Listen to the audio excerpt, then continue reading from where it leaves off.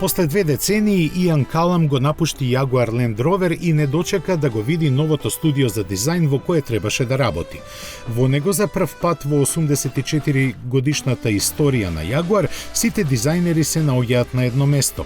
Деле од обновениот комплекс во Гајдон, во кој компанијата вложи половина милијарда фунти.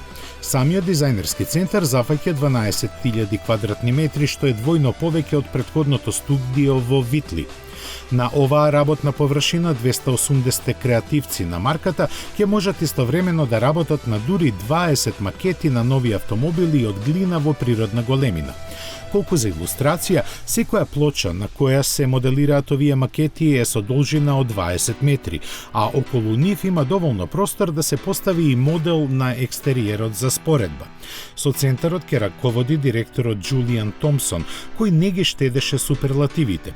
Според него, ова е најнапредното дизајнерско студио за автомобили во светот, развиено да ги комбинира човековите вештини и најновите технологии.